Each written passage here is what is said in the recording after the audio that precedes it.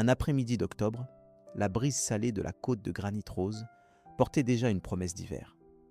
2 semaines avant le repas de la saison des récoltes, je m'arrêtais chez Tristan, sans prévenir, sans coup de fil. Une de ces visites impromptues, comme celle que je lui faisais quand il était plus jeune. Il disait toujours qu'il les aimait. Ce jour-là, pas tant. Ophélie ouvrit la porte. Elle avait ce regard qu'elle arborait toujours en ma présence. Un sourire étriqué, des yeux perçants, comme des éclats de mica. Elle allumait une de ces bougies hors de prix qu'elle affectionnait tant, quelque chose qui sentait la cannelle, le plastique et le regret. « Oh, Denis !» dit-elle, traînant mon nom comme s'il offensait sa langue. « Je ne savais pas que vous passiez. »« Je ne resterai pas longtemps, » répondis-je. Je venais juste voir Tristan un instant. Il était dans le salon, penché sur sa tablette, comme s'il cherchait à s'y fondre. Je m'assis en face de lui. Ophélie resta debout, les bras croisés, comme si elle craignait que je ne déplace ses coussins décoratifs de travers. Je me disais, commençai-je, peut-être pourrions-nous faire le repas des récoltes chez moi cette année. Héloïse sera là. Je préparerai le chapon rôti à la pomme et au calvados. Tu te souviens de celui-là, Tristan ? Il leva les yeux, et dès que nos regards se croisèrent, je sus que quelque chose clochait. Ses jambes se mirent à gigoter. Il frotta son pouce contre son alliance, comme s'il essayait de l'user, puis il lâcha. « Papa, nous faisons le repas des récoltes chez les parents d'Ophélie cette année. Tu n'es pas invité. » C'était dit comme ça, comme s'il m'annonçait le bulletin météo. Je clignai des yeux. « Pas invité ?» Ophélie intervint rapidement, comme si elle n'attendait que ça pour se jeter sur l'occasion, avec un sourire enjôleur. « Ce n'est rien de personnel. C'est juste que mes parents ne se sentent pas toujours très à l'aise en votre présence. Nous essayons de garder une ambiance légère. » Je regardais autour de moi. La cuisine, la même que j'avais entièrement rénovée de mes propres mains, depuis les planches de l'ébéniste jusqu'aux moindres finitions. Les armoires, je les avais installées. Les plans de travail, je les avais choisis. Le service de table qui trônait derrière elle, je l'avais acheté pour leur mariage. Le parquet en chêne, j'avais participé à sa pose. Toute cette maison portait mon empreinte. Mais soudain, c'était moi qui n'y trouvais plus ma place. Vous savez quoi ? Dis-je en me levant lentement. Souhaitez un joyeux repas des récoltes à vos parents de ma part. Ophélie afficha un sourire pincé, comme si elle venait de remporter une partie de poker. Tristan se leva, mais ne dit pas un mot. Pas même un « désolé, papa », à moitié convaincant. Il fixait le sol, comme s'il regardait sa propre colonne vertébrale rouler sous le canapé. Je ne claquai pas la porte en partant. Je ne dis rien d'autre. Je montais dans mon fourgon, les vitres baissées. Pas de radio, juste l'air froid sur mon visage et ce bourdonnement dans mes oreilles. Je ne pouvais m'empêcher de revivre la scène, la façon dont il n'avait même pas osé me regarder en le disant. Comme si j'étais un chien errant, rôdant autour de leur projection de fête. Il m'avait désinvité de ma propre famille, sans même une vraie raison, juste l'ambiance. Comme si j'étais une toxine, à maintenir hors de leur petite vie parfumée aux bougies. Et Ophélie, cette femme était née pour l'arrogance des cercles fermés. Chaque mot qui sortait de sa bouche sonnait comme une plainte enveloppée dans un sourire. Elle n'avait même pas scié, comme si c'était le plan depuis le début et que j'étais simplement arrivé trop tôt pour le voir se dérouler. De retour à la maison, je m'assis à la table de la cuisine, fixant la vieille recette de chapon que Marianne avait écrite il y a des années.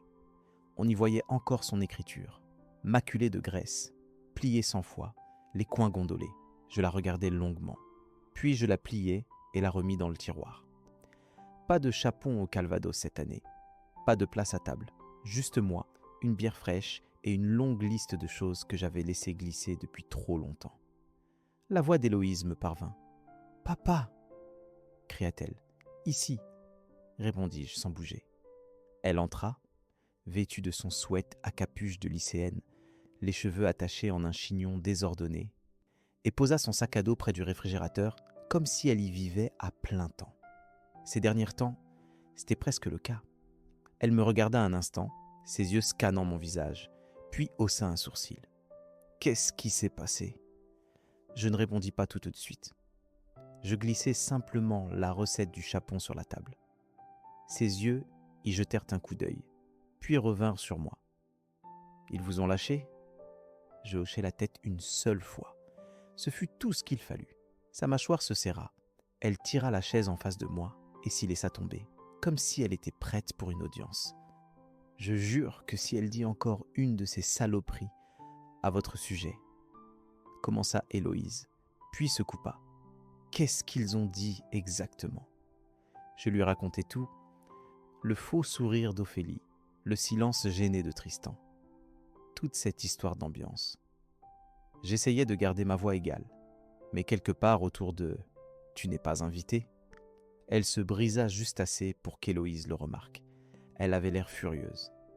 Pas la fureur dramatique d'une adolescente, mais une fureur silencieuse, concentrée, glaciale. Elle ne s'y a même pas. « Je n'y vais pas », dit-elle catégoriquement. « Qu'ils aillent au diable. Je reste ici avec vous. » Je secouai la tête. « Tu n'es pas obligé. » Elle se pencha en avant. « Je veux y aller. Ils sont complètement fous s'ils pensent que je vais manger des pommes de terre avec des gens qui vous traitent comme de la merde. » Avant que je ne puisse ajouter quoi que ce soit, mon téléphone vibra sur la table. Numéro inconnu, mais je savais exactement qui c'était. Je répondis « Denis ?» La voix d'Ophélie arriva, mielleuse et piquante à la fois. « Je viens d'avoir Tristan. Il y a clairement eu un malentendu concernant le repas des récoltes. » Je gardai le silence. Je la laissai parler. Elle continua comme si j'étais un employé qui avait oublié de pointer. Ce n'était pas censé sonner comme une exclusion. Nous essayions juste de gérer les attentes et de garder les choses détendues. Détendues pour tout le monde. Vous savez à quel point mes parents peuvent être sensibles. Héloïse plissa les yeux en voyant mon expression. Elle ne pouvait pas entendre les mots d'Ophélie, mais elle les lisait sur mon visage. « Bien sûr, » continua Ophélie. « Si vous aviez réagi différemment, peut-être aurions-nous pu trouver un compromis. Mais vous prenez toujours les choses si personnellement. » Je forçai ma voix au calme.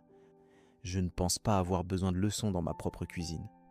Elle rit, un rire court et forcé. « Denis, allons, vous faites toujours tout tourner autour de vous. C'était juste une question de logistique. »« Notez, » dis-je, prêt à raccrocher. Mais elle ajouta.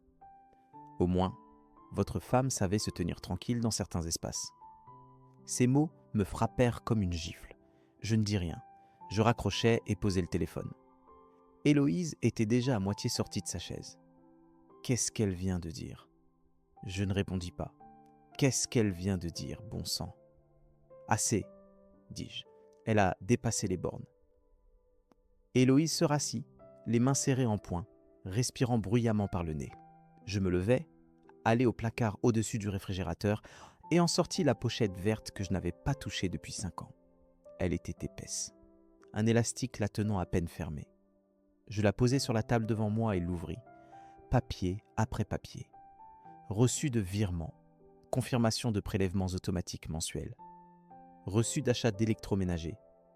Chèque que j'avais écrit pour des réparations, pour les frais de mariage, pour des factures d'hôpital. Tout ce pourquoi je les avais aidés, remontant à l'époque où ils avaient acheté cette maison. Héloïse ne dit rien.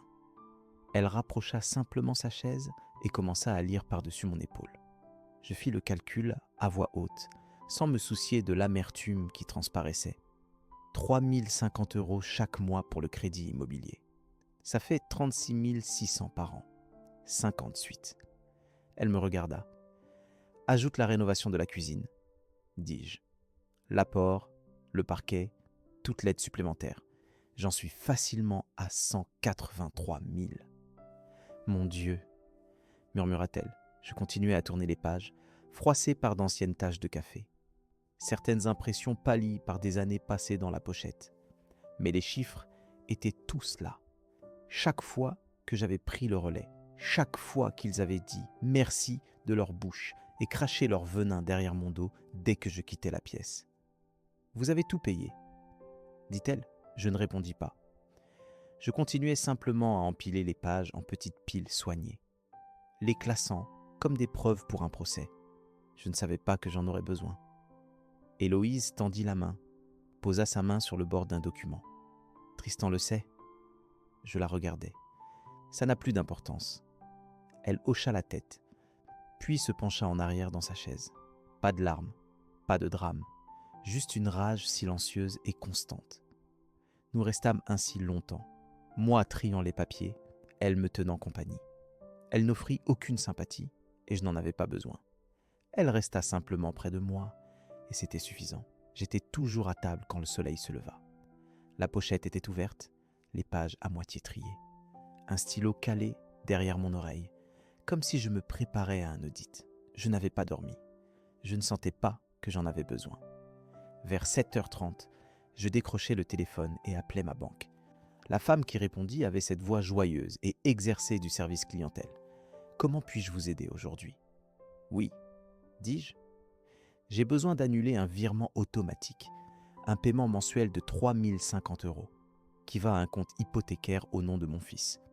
Il est prélevé sur mon compte et je veux que ça s'arrête immédiatement. » Elle ne discuta pas, demanda les 4 derniers chiffres, vérifia quelques informations et dit « Très bien, monsieur Fournier, c'est fait. Vous recevrez un email de confirmation sous peu. » C'était tout. 5 ans de paiement, quelques touches sur son clavier, et c'était fini. Je raccrochai et restai assis 1 minute, le téléphone encore chaud dans ma main. Puis, je regardais autour de ma cuisine, comme si je la voyais pour la première fois. La cafetière était plus vieille qu'Héloïse. Son pot en verre était ébréché et elle ne fonctionnait que si on lui donnait une claque au bon endroit. Le carrelage près de l'entrée était fissuré depuis l'enterrement de Marianne. Je l'avais contourné chaque jour pendant des années, me disant que ce n'était pas important. J'avais colmaté leurs brèches avant de réparer ma propre maudite maison. Je me levai et pris un sac poubelle. Tous ces relevés bancaires, ce papier rigide, cette encre d'imprimante qui ne s'effaçait jamais. Des années de preuves que j'avais été leur filet de sécurité. Chacun d'eux alla dans le sac, la pochette aussi. Je ne voulais en garder aucune trace. Ce soir-là, j'allumai un feu dans la cheminée. Pas de raison d'attendre. Je m'assis avec une bière et commençai à alimenter les flammes, une feuille à la fois. On serait surpris de voir combien de temps le papier met à brûler quand il a une signification.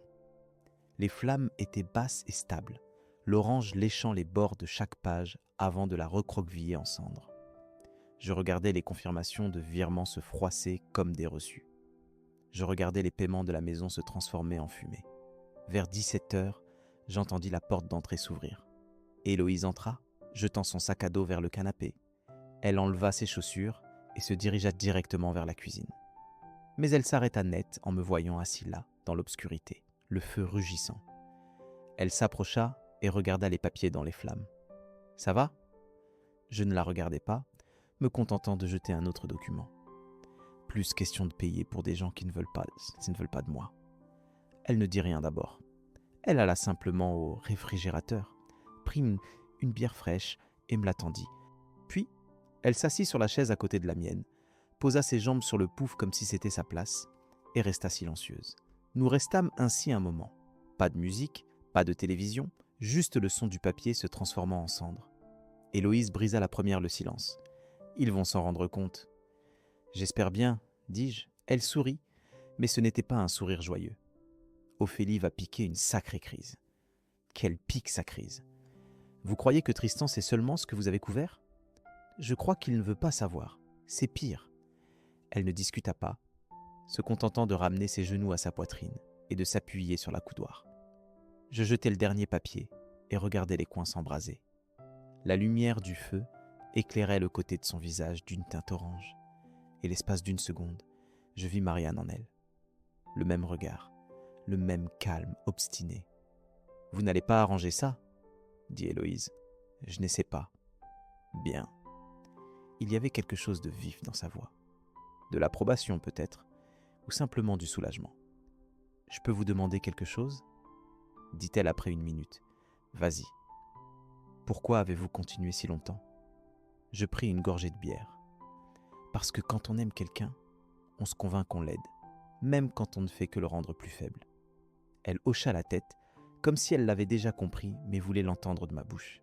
« Je ne veux pas devenir comme eux, » dit-elle. « Tu ne le feras pas. »« Comment savez-vous ?»« Parce que tu es assise ici, pas là-bas. » Elle ne répondit pas. Elle tendit simplement la main, prit un petit morceau de bois dans la boîte et remua les cendres, comme pour s'assurer qu'elles étaient vraiment parties. J'en ai fini d'être un portefeuille avec un cœur, dis-je. Elle ne sourit pas, mais elle avait l'air fière. C'était plus important. Le lendemain matin, je me réveillais plus tôt que d'habitude. Le café coulait dans la machine cassée, faisant ce même cliquetis bruyant qu'elle faisait toujours. Je ne l'avais pas réparé. J'aimais bien le bruit maintenant. Il me semblait mérité. Je regardais autour de la maison. Elle n'était pas luxueuse. Elle n'était pas neuve, mais elle était à moi. Et pour la première fois depuis des années, je ne me sentais pas obligé de m'en excuser. Personne ne me vidait aujourd'hui. Personne n'encaissait des chèques sur ma culpabilité. Je me tins à la fenêtre de devant, regardant le soleil se lever à travers les arbres, et réalisai que je n'avais pas ressenti ce genre de calme depuis la mort de Marianne. Ce n'était pas la paix, pas encore, mais c'était proche, et c'était à moi. J'étais à la moitié de ma 2e tasse de café quand le téléphone sonna. Je le laissai vibrer 3 fois avant de décrocher.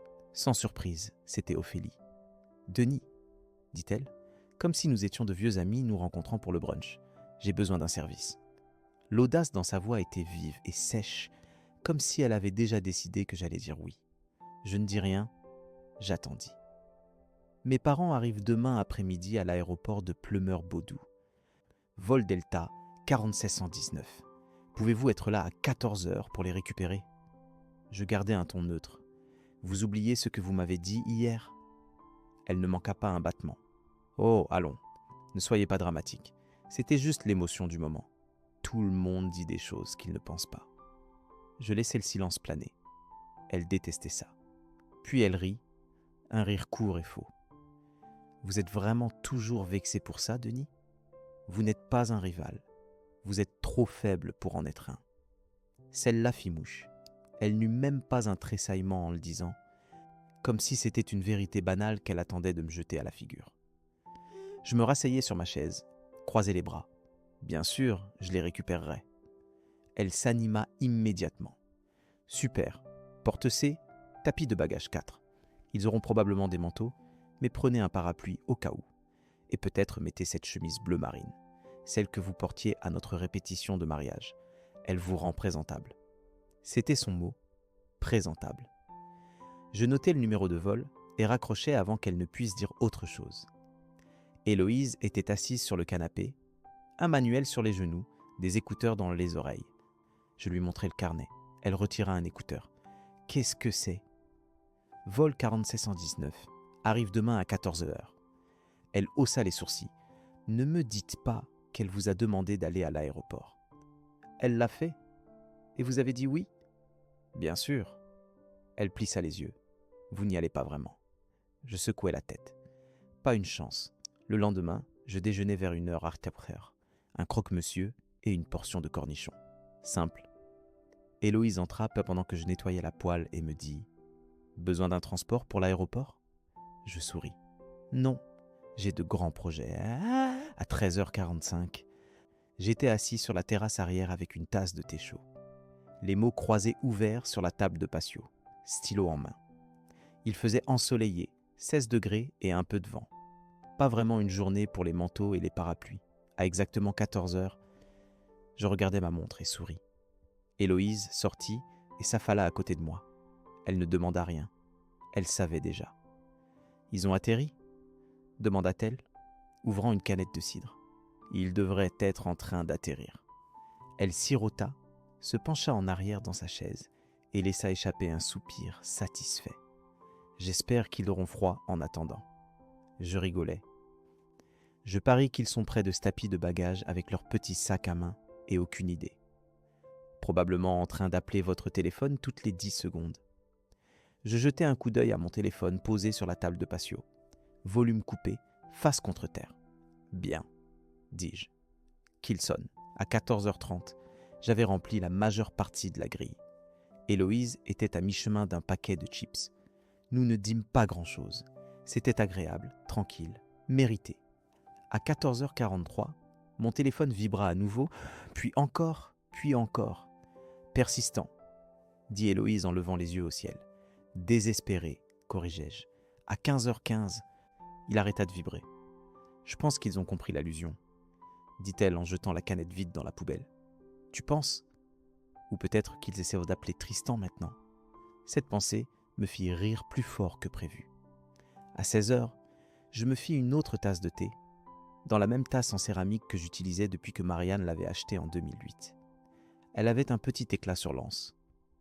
Héloïse plaisantait en disant qu'elle me ressemblait maintenant. À 16h30, elle était rentrée à l'intérieur pour terminer un projet.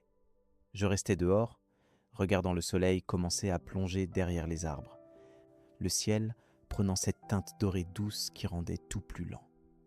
Je pensais à Béatrice, debout sur le trottoir, élant un taxi ou essayant d'obtenir un VTC. J'imaginais Armand, fulminant dans son blazer, aboyant sur le personnel de l'aéroport comme s'il lui devait quelque chose. Je me demandais s'ils avaient retrouvé quelqu'un d'autre à blâmer pour leur absence de transport. Probablement moi, ou le chauffeur, ou l'aéroport, ou la météo, ou Dieu. Ça n'avait pas d'importance. Ils étaient seuls maintenant. À 17h, je rentrais et commençais le dîner. Juste des spaghettis et du pain à l'ail. Le plat préféré d'Héloïse. Elle entra dans la cuisine pendant que je remuais la sauce et dit « Alors, quelle est la prochaine étape ?»« Aucune idée, dis-je, mais cela me faisait du bien. »« Vous avez l'air calme, dit-elle. Trop calme. » Je souris. C'est ça le danger. Ils pensent pas que je bluffe. Ils ne réalisent pas que c'est moi qui ai fini de jouer.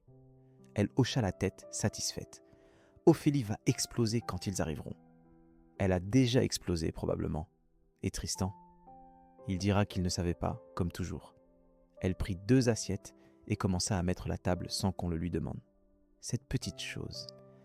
Ça me toucha plus que tout le chaos. Elle me voyait, elle comprenait. Elle ne choisissait pas de camp. Elle avait déjà choisi. Nous dînâmes dans le salon, une rediffusion de questions pour un champion en fond sonore. Pas de téléphone, pas d'interruption. Juste une soirée normale dans une maison qui, enfin, me semblait de nouveau m'appartenir. Après le dîner, je sortis une dernière fois, juste pour sentir l'air froid. Je le respirais profondément, le laisser remplir ma poitrine.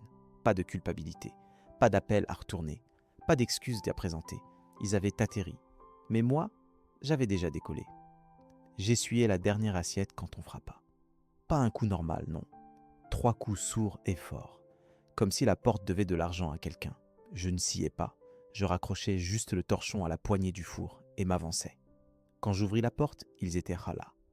Ophélie, debout au centre, comme si elle était la reine de quelque chose. Derrière elle, ses parents. Armand, le visage rouge et raide. Béatrice, dans un manteau beige et des perles, les lèvres déjà retroussées, comme si elle sentait quelque chose de pourri. Ophélie ne dit pas un mot. Elle s'écarta simplement et laissa son père la dépasser. « Barbares !» s'exclama Armand en entrant sans invitation. « Absolument barbare ! Denis, vous nous avez laissés en plan comme des animaux. 2 personnes âgées, debout devant un terminal comme de vulgaires autostoppeurs. Bon sang !»« C'est ma maison, dis-je. La voix basse mais perçante.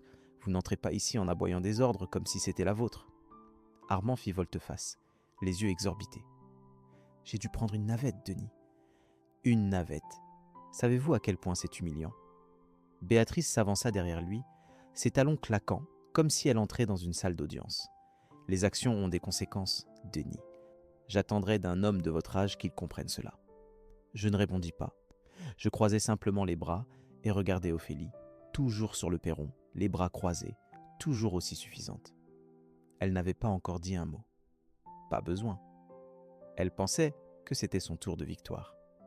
Elle entra finalement, calme comme un ange, et referma la porte derrière elle, comme si elle s'installait pour le thé. « Je vous avais dit que vous le regretteriez, » dit-elle, sans même prendre la peine de prétendre qu'elle ne jouissait pas de la situation. « Vous pensez que cette petite rébellion vous rend noble ? Ça vous rend juste mesquin et instable. Vous aviez besoin d'un transport, dis-je, pas d'un majordome. Vous êtes une femme adulte, vous auriez pu appeler un taxi. » Armand gonfla à nouveau, ses yeux balayant le salon comme s'il cherchait autre chose pour s'offenser. Vous n'avez aucune idée à quel point j'étais prêt d'appeler la police, abandonner des personnes âgées à l'aéroport. Ce n'est pas seulement cruel, c'est un symptôme d'instabilité mentale. J'ai presque ri à cette remarque, presque. Vous pensez que je suis instable ? Demandai-je en m'approchant de lui. Mon ami J'ai passé 5 ans à porter votre fille et votre gendre sur mon dos, pendant que vous étiez assis dans votre château de retraite à juger des gens comme moi pour travailler de nos mains. Ophélie leva les yeux au ciel. On y va. J'ai payé leurs factures, j'ai mis ce toit sur leur tête, et dès que j'ai fixé une limite, vous débarquez chez moi comme si vous aviez la supériorité morale. Soyez réaliste. Béatrice laissa échapper un ricanement sarcastique et regarda autour d'elle comme si elle était déçue par les meubles. Voilà ce que l'amertume fait à un homme. Elle le ronge de l'intérieur. « Madame, j'ai des reçus. » dis-je en désignant le bureau. « Mais je ne vais pas vous les montrer. Je ne vous dois rien. » Ophélie s'approcha, l'expression tendue maintenant. Ce sourire en coin commençait à s'effacer. « Il ne s'agit pas d'argent. Il s'agit de votre attitude. Vous pensez qu'on vous doit quelque chose parce que vous avez fait ce qu'un père est censé faire. »« Non, dis-je. Je pense qu'on me doit un respect élémentaire, que vous avez tous épuisé il y a des années. » Elle renifla. « S'il vous plaît, vous avez toujours été le plan de secours, le partenaire silencieux. Vous n'êtes utile que lorsque vous êtes silencieux. » Celle-là fit mal. Je ne mentirai pas, mais je ne le montrai pas. Je regardais Armand. « Vous devriez vous habituer à payer vos propres transports. » Il cligna des yeux. « Excusez-moi ? Vous m'avez entendu ? Vos vacances, votre fille, votre désordre, débrouillez-vous. » Du couloir derrière nous, la voix d'Héloïse retentit, forte et claire. « Vous devriez tous avoir honte. » Tout le monde se tourna. Elle entra dans le salon, les bras croisés, assez grande pour faire sentir sa présence. Armand ouvrit la bouche, probablement pour aboyer quelque chose de laid, mais Héloïse ne lui en laissa pas l'occasion. « Je l'ai vu travailler tard pendant des mois pour s'assurer qu'il ne perde pas cette maison, » dit-elle en regardant Ophélie droit dans les yeux. « J'ai vu les reçus, j'ai compté les chèques. Vous l'avez laissé payer votre vie et l'avez traité de fardeau dès qu'il a demandé une place à table. » Ophélie se raidit, mais Héloïse n'avait pas fini. « Vous n'avez pas le droit d'entrer ici en agissant comme s'il vous devait quoi que ce soit. Vous l'avez tous utilisé et maintenant qu'il a fini, vous paniquez. » Le visage de Béatrice pâlit, mais sa voix sortit stable. « Jeune fille, vous ne comprenez pas les complexités de... »« Je comprends beaucoup de choses, » claqua Héloïse. « Je comprends le droit quand je le vois. Je n'avais jamais été aussi fier. » Armand se tourna vers moi, un dernier sursaut de contrôle dans sa voix. « Ce n'est pas fini. »« Si, » dis-je en reculant vers la porte d'entrée, « ça l'est. » Il ne bougea pas. « Je vous ai dit de sortir de ma maison. » Ils restèrent là une seconde, abasourdis. Puis, sans un mot, Béatrice se retourna et sortit la première. Armand suivit, marmonnant quelque chose que je ne pris pas la peine de saisir. Ophélie s'attarda une seconde de plus, me fusillant du regard comme si j'avais ruiné un plan plus vaste. Je ne sciais pas. Elle sortit et claqua la porte derrière elle, assez fort pour faire trembler les cadres sur le mur. Le silence s'installa. Je laissai échapper un long soupir et m'assis sur le canapé. Héloïse s'assit à côté de moi sans rien dire. Elle tendit simplement la main, prit la télécommande et alluma la télévision, comme si c'était de nouveau une soirée normale. Mais quelque chose avait changé. L'air semblait plus léger, et pour la première fois depuis longtemps, la maison me semblait à nouveau appartenir à nous. 3 jours plus tard, j'ouvris la porte d'entrée et faillis trébucher sur le journal du matin.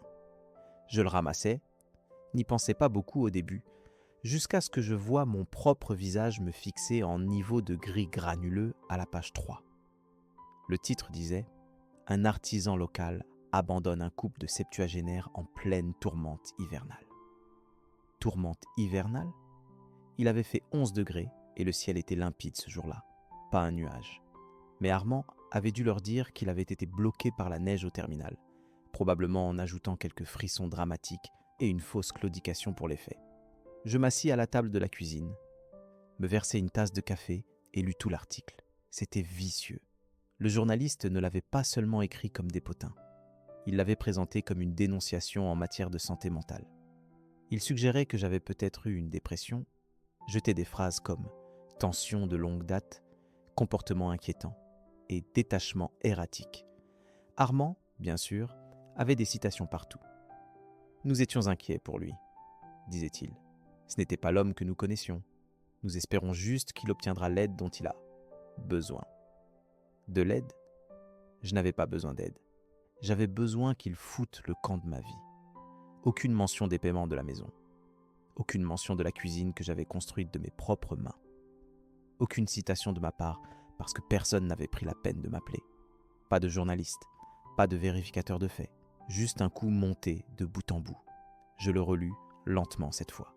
Je laissais la rage s'installer, couche après couche. Au moment où j'eus fini le dernier paragraphe, mon café était froid.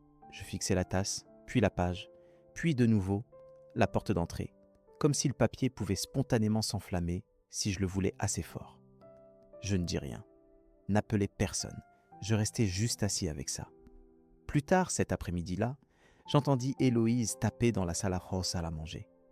Le rythme régulier des touches frappant fort et vite me disait que ce n'était pas des devoirs. Je m'avançai, m'appuyai contre l'embrasure de la porte. Elle était penchée sur son ordinateur portable, le visage marqué par cette moue déterminée qu'elle arborait quand elle faisait quelque chose, qu'elle savait pouvoir faire des vagues. « Tu écris un roman ?» demandai-je. Elle ne leva pas les yeux. « Vous avez vu le journal ?» Je l'ai vu. Elle cliqua sur quelque chose, prit une inspiration, puis tourna l'écran vers moi. « Je n'ai pas tout envoyé, dit-elle. Juste un résumé, quelques captures d'écran, une ligne dans l'email. Demandez-lui à propos des 5 dernières années. » Je regardais l'écran. Elle avait écrit un message au même journal. Des photos de vieux relevés bancaires y étaient rejointes. Juste les en-têtes, pas les montants. Une copie du calendrier de virement que j'avais imprimé une fois pour les impôts.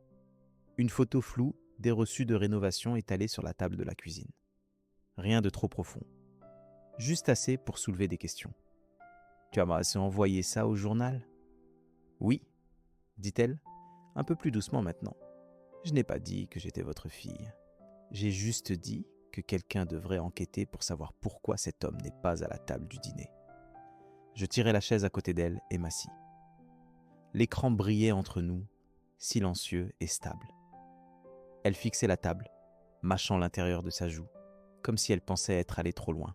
« Je me suis dit, » dit-elle finalement, « s'ils allaient me mentir en public, ils devraient être poussés vers la vérité. » Je la regardais. Elle avait l'air jeune à nouveau.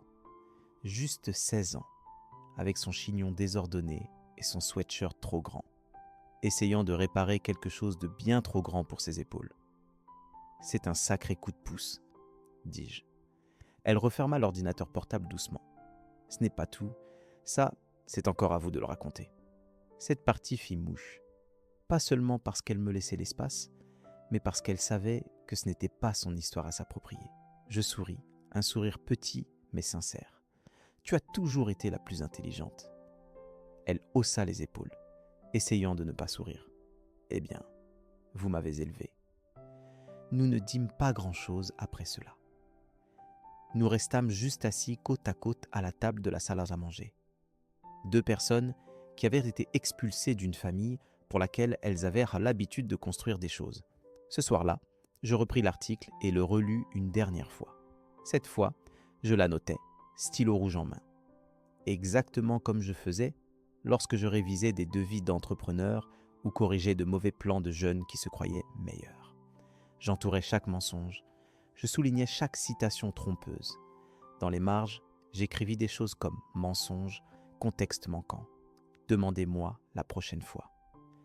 Ce n'était pour personne d'autre, juste pour moi, juste pour garder les choses claires dans ma propre maudite maison.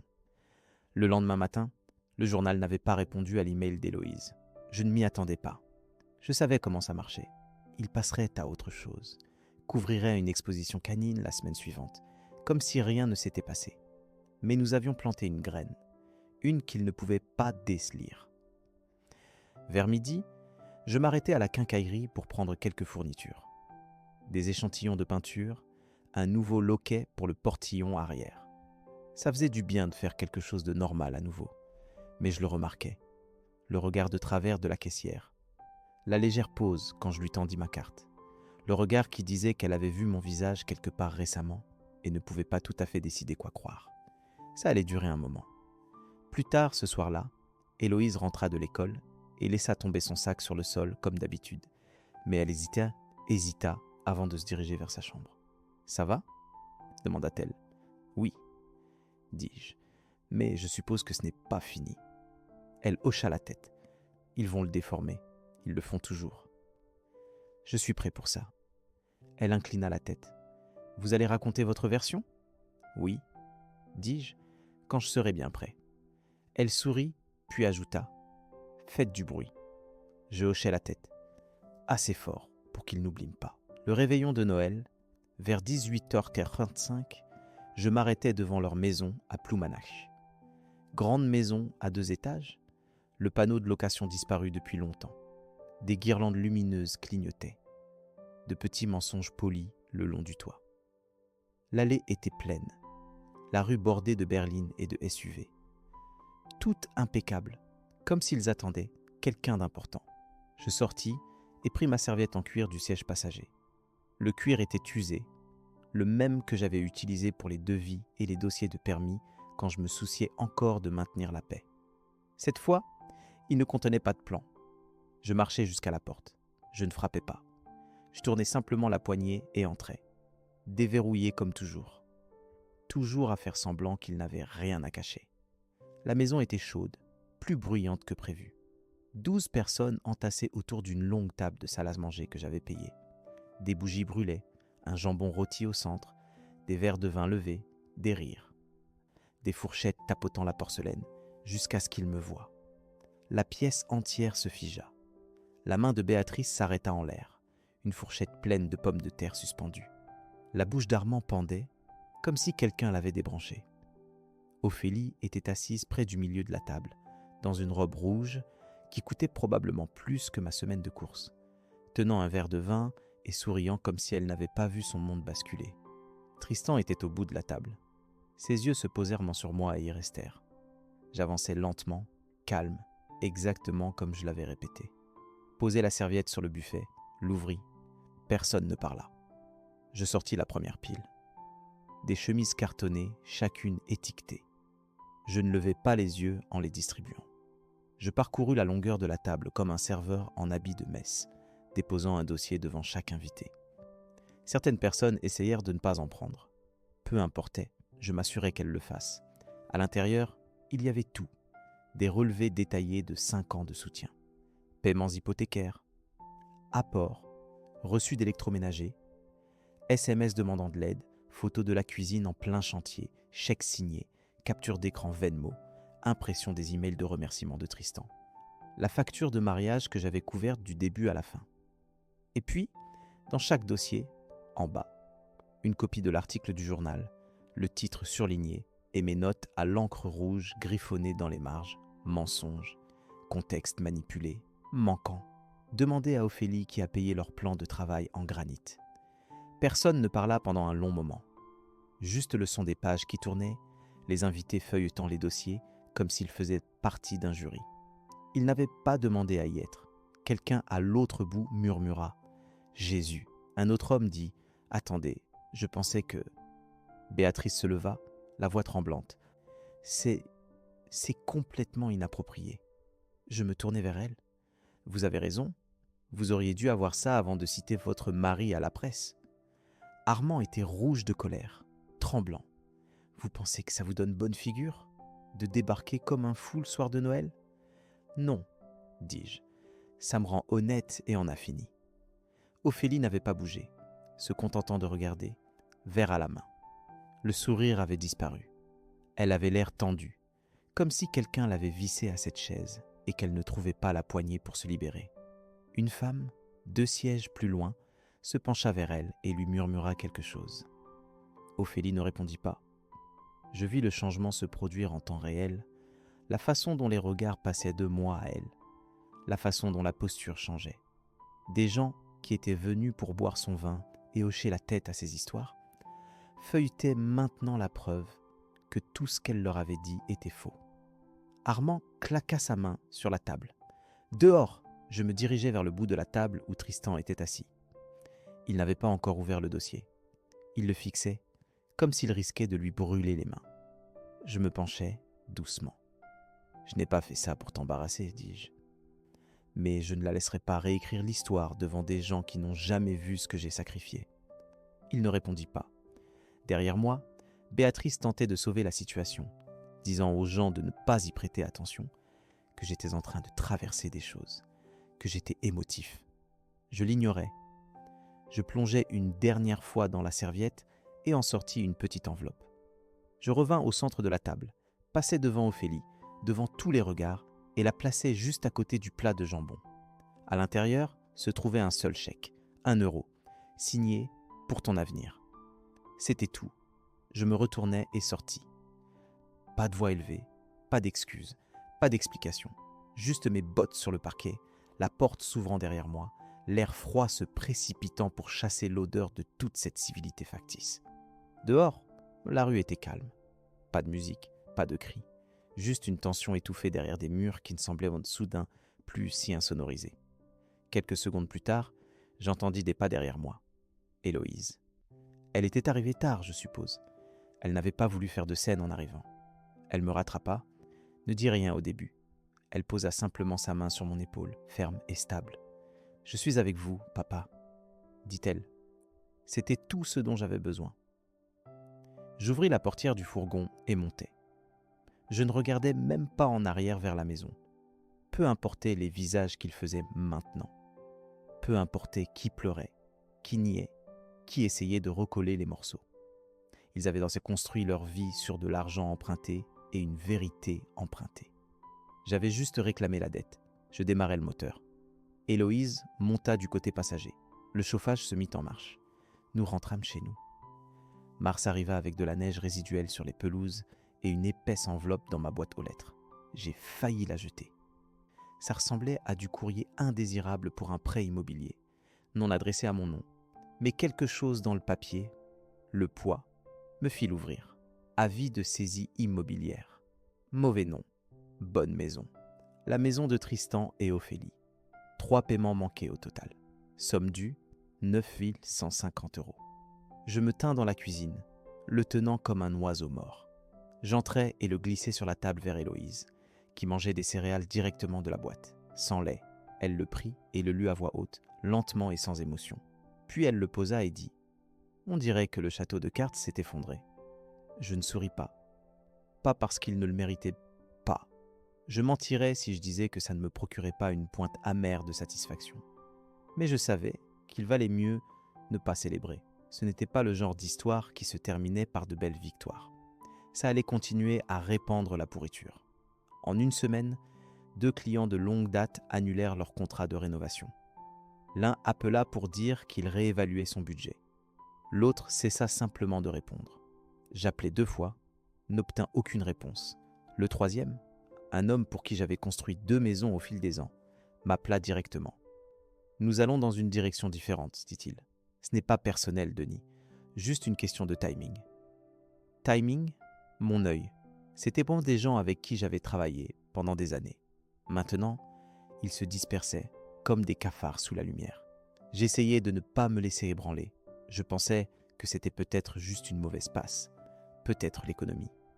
Puis, je m'arrêtai à la scierie pour prendre des sabots de solive et le gars à la caisse, Marc, que je connaissais depuis 2006, me regarda à peine. « Vous avez toujours besoin de cette livraison vendredi ?» demanda-t-il. Je hochai la tête. Il hésita. « Je vais vérifier si nous l'avons, mais nous sommes pas mal pris. » Je le fixai. « Vous n'avez jamais été pris un vendredi. » Il détourna le regard, se gratta l'oreille, puis, finalement, se pencha un peu. « Denis, Armand Beaumont a passé des appels. » Je ne sciais pas. Je le laissai parler. Il a dit aux gens que vous aviez laissé tomber des chantiers, manqué des délais, dit que vous aviez peut-être des problèmes de médication. Il a sous-entendu qu'il y avait des problèmes cognitifs. Celle-là fut comme un coup de poing dans le ventre. Pas parce que c'était nouveau, parce que c'était intelligent. Je restais là, dans la file d'attente, les mains dans ma veste, silencieux. Je ne discutais pas, ne me défendis pas. Je hochai simplement la tête comme si j'avais entendu le bulletin météo. Marc parut mal à l'aise. Je ne dis pas que je le crois, mais les gens l'écoutent, surtout ici. Il ne s'agissait pas de santé mentale cette fois. Il ne s'agissait pas de caractère. C'était une affaire. Armand serrait la vis là où ça faisait mal. Il n'essayait pas de m'humilier. Il essayait de m'effacer. Pas de gros titres cette fois. Pas d'articles diffamatoires. Juste un lent étranglement. Des fournisseurs devenant méfiants, des entrepreneurs traînant les pieds, des contrats se tarissant sans avertissement. Pas une liste noire sur papier, mais quelque chose de pire, un réseau de rumeurs. Et dans une ville comme Ploumanacre, la réputation voyageait plus vite que les faits. Je n'eus même pas besoin de le dire à Héloïse. Elle le remarqua avant moi. Ce soir-là, elle rentra de l'école et posa son sac à dos près de la table. « Vous avez perdu le chantier Cooper ?»« Oui, dis-je. Et le travail des Picards a été annulé hier. » Elle ne sia pas, se contenta de s'appuyer contre le comptoir, les bras croisés. « Il ne salit plus votre nom, dit-elle. Il vous rend impossible de le regagner. » Elle avait raison. Armand avait changé de stratégie. Il ne criait plus mes échecs. Il plantait le doute, silencieux, subtil, poli. Une arme beaucoup plus propre. Pas de désordre, pas d'empreinte. Le genre d'attaque qui ne fait jamais la une des journaux, mais qui ruine les calendriers et les cotes de crédit. Je me versai un whisky et ne dis rien. Héloïse me regarda une seconde, puis dit « Vous allez vous battre ?»« Je n'ai pas l'intention de demander un combat équitable, dis-je. Je ne fais que commencer. » Elle hocha la tête une fois, puis me laissa seule. Plus tard ce soir-là, j'ouvris le fichier sur mon ordinateur intitulé « Tristan Maison ». À l'intérieur se trouvaient près les scans de chaque accord, de chaque virement signé, de chaque service que je n'avais jamais rendu public. Pas pour l'embarrasser, juste pour me protéger. Parce que je savais, même il y a des années, que si les choses tournaient mal, les faits compteraient plus que les sentiments. Armand pensait pouvoir me contraindre au silence par un lent gel. Il avait oublié qui avait appris à Ophélie à transformer l'argent en arme en premier lieu. Il avait oublié qui avait construit chaque poutre de cette maison avec un pistolet à clous et un dos endolori. Il avait oublié que je n'avais pas peur d'être seul, mais il allait s'en souvenir. Et la prochaine fois, ce ne serait pas silencieux. C'était jeudi soir quand j'entendis frapper. 3 coups doux, hésitants, comme si la personne de l'autre côté n'était pas sûre d'être à la bonne adresse. J'ouvris la porte et trouvai Tristan, seul, pas d'Ophélie. Il avait l'air anéanti, pas désordonné, pas ivre, juste épuisé, de cette manière silencieuse et désespérée que l'on n'atteint que lorsque le monde cesse de prétendre vous devoir quoi que ce soit. Son costume était froissé, sa cravate fourrée dans sa poche, le bouton du haut défait, comme s'il avait commencé la journée en essayant d'avoir l'air présentable et avait abandonné à mi-chemin. « Salut » dit-il. Je m'écartai et le laissai entrer. Il hésita, comme s'il attendait une permission. Puis, il franchit le seuil et s'assit sur le bord du canapé. Les mains jointes entre les genoux, comme s'il ne savait plus s'il avait le droit d'être à l'aise. Je ne lui offris pas à boire. Ne m'assis pas encore. Je m'appuyai simplement contre le mur et attendis. Il leva les yeux vers moi. « Papa ?» Je ne savais pas pour l'histoire du journal, pas avant qu'elle ne paraisse, je le jure. Je ne réagis pas. Il continua. Mais pire encore, je ne savais pas pour les affaires de carte de crédit. Héloïse m'a montré les relevés. Ophélie utilisait votre argent. Des dépenses personnelles, son assurance maladie, des rendez-vous chez le coiffeur, même des choses pour le chien, pendant presque 1 an. Sa voix se brisa sur ces derniers mots. Il baissa les yeux vers le sol, comme s'il avait honte de respirer près de mes meubles. « J'ai vécu à vos crochets, dit-il, et je les ai laissés me monter contre vous. Je ne criais pas, ne le mis pas dehors. Je hochais simplement la tête, lentement et régulièrement. Tu ne m'as pas perdu, dis-je. Tu m'as donné. Grosse différence. » Il tressaillit comme si je l'avais giflé. Mais il ne le nia pas. Il se contenta de hocher la tête.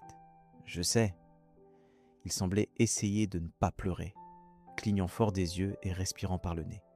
Puis il s'éclaircit la gorge et dit « J'essaie de réparer ça. » J'attendis. J'ai trouvé un emploi dans une usine de conditionnement de fruits de mer, à l'emballage, au chargement. Ce n'est pas glamour, mais c'est honnête. Ça paie assez pour le loyer et l'essence. Il frotta ses mains, nerveux à nouveau. Et j'ai aidé dans un groupe de soutien pour les pères en difficulté. Des gars qui essaient de rester dans la vie de leurs enfants. Beaucoup d'entre eux sont dans une situation pire que la mienne. Ça me semblait juste de faire quelque chose d'utile pour une fois. Celle-là me prit au dépourvu. Je clignai des yeux, pris une lente inspiration. Je m'attendais à des excuses, peut-être des remords, mais pas à ça. Juste à ce moment, Héloïse entra du couloir, les cheveux en chignon désordonnés, tenant une bouteille pleine d'eau. Elle le remarqua sur le canapé et haussa un sourcil. Tristan se redressa, presque comme s'il était nerveux d'elle maintenant. Héloïse sourit et dit « Il leur apprend même à ne pas tout gâcher. » Il gloussa, embarrassé. Titre provisoire. Ne sois pas ce type. Cela me fit sourire. Pas grand-chose, mais sincère. Héloïse s'approcha et me tendit la bouteille d'eau, comme si elle ne voulait pas interrompre mais voulait faire partie de la pièce. Elle s'assit sur la chaise en face de Tristan et l'étudia de la même manière qu'elle étudiait pour ses examens. Silencieuse, analytique, sceptique. « Tu te montres vraiment ?» demanda-t-elle. « Ou est-ce juste une tournée de culpabilité ?» Tristan soutint son regard. « Je me montre. » Elle n'hocha pas la tête, n'offrit pas de tapis de bienvenue, dit simplement « On verra ». Puis, elle se pencha en arrière dans sa chaise et ramena ses genoux à sa poitrine, comme si elle restait là. Quoi qu'il arrive ensuite, je m'assis enfin. Tristan regarda entre nous deux. Ses yeux étaient fatigués, mais il ne cherchait pas la pitié. Il cherchait la permission d'essayer à nouveau. C'était nouveau. « Je sais que je ne peux pas tout annuler, » dit-il, « mais je ne vais pas continuer à faire semblant que ce n'est pas arrivé. » Je croisai les bras. « Tu es toujours en contact avec elle ?» Il hésita. « Nous nous sommes séparés cet été. Elle a déménagé. Pas encore de papiers officiels, mais c'est fini. » Je hochai lentement la tête. « Bien. » Tristan regarda le sol. J'ai laissé les choses aller trop loin. Je pensais que maintenir la paix signifiait rester silencieux. Mais tout ce que j'ai vraiment fait, c'est reculer et vous laisser prendre les coups. Je ne discutais pas. Il avait raison. Héloïse se leva, s'étira et lui lança un dernier regard. « Si tu refais des bêtises, je ne t'aiderai pas à les réparer. » Tristan hocha la tête. « Juste. » Elle passa devant lui et se dirigea vers la cuisine. Par-dessus son épaule, elle ajouta « Le dîner est au frigo. Tu manges avec nous ou pas ?» Il me regarda. Je lui fis un signe de tête. « Prends une assiette, dis-je. Tu n'es pas un invité, tu es de la famille. Si tu veux regagner ta place, commence par la vaisselle. » Le repas de la saison des récoltes revint 1 an plus tard, et la maison sentait le chapon fumé, la farce à la sauge et, pour une fois, une paix réelle. Héloïse était dans la cuisine, mettant la table comme si elle l'avait fait toute sa vie. Pas d'agitation, pas de lever les yeux au ciel, juste concentrée. Elle avait du jazz en fond sonore, le choix de Tristan. Quelque chose à propos de saxophone et de légumes rôtis apparemment allait de pair. Tristan était dehors, le couvercle du barbecue ouvert, retournant des brochettes de courgettes et de poivrons rouges, son idée. Il disait que tout ne devait pas sortir du four. Ophélie n'était plus là. Ils s'étaient séparés pendant l'été et à l'automne, elle avait cessé d'envoyer des messages. Pas de nouvelles, pas de drame, juste le silence. Honnêtement, c'était le plus beau cadeau qu'elle nous ait jamais fait. À l'intérieur, les choses semblaient légères, pas une fausse lumière, pas le genre que l'on met pour survivre à un dîner. C'était le genre de calme que l'on ne ressent que lorsque personne ne fait plus semblant. Tristan entra par la porte coulissante, les joues rosées par le froid. Il tenait une tarte dans un plat en aluminium. « Je l'ai faite, » dit-il, souriant comme un enfant montrant son premier projet scientifique. « J'ai même fait la pâte. Elle était brûlée sur les bords, noircie, vraiment. Mais il la tenait à 2 mains, comme si c'était de l'or. » Héloïse se pencha. « Elle sent comestible. »« Merci, » dit-il fièrement. Nous mangeâmes vers 5 heures. Pas de discours, pas de commentaires passifs-agressifs. Juste le passage des plats et d'anciennes histoires. Je laissai Héloïse découper le chapon. Tristan apporta un étrange chutney de canneberge qu'il avait trouvé en ligne. Je ne l'aimais pas, et je le lui dis. Il rit et dit « Bien, plus pour moi ». Après le dîner, nous nous installâmes sur la terrasse arrière avec des tasses de café. L'air avait ce froid de fin novembre, mais cela ne nous dérangeait pas. J'avais jeté quelques bûches dans le brasero et la lueur rendait tout plus doux, d'une certaine manière. Héloïse disparut un instant et revint avec le vieil album photo que Marianne gardait dans le placard. C'était une épaisse chose brune, la couverture en cuir usée par des années de manipulation. Elle le posa entre nous et l'ouvrit au milieu. Tristan commença à feuilleter les pages, s'arrêtant sur des photos de lui, enfant en costumes d'Halloween, de voyages en famille, puis de Marianne. Elle était là, le tenant à une pièce de théâtre scolaire, assise dans la cuisine, glaçant des cupcakes avec Héloïse, riant dans le jardin, le soleil dans les cheveux. Il fixa une photo plus longtemps que les autres. C'était elle, tenant un torchon, prise en plein rire, à côté de notre vieille cuisinière. Elle aurait adoré ça, dit-il doucement. Je ne dis rien, je hochai simplement la tête. Il fouilla dans sa veste et en sortit un petit cadre enveloppé de papier de soie. Il le déballa et me le tendit.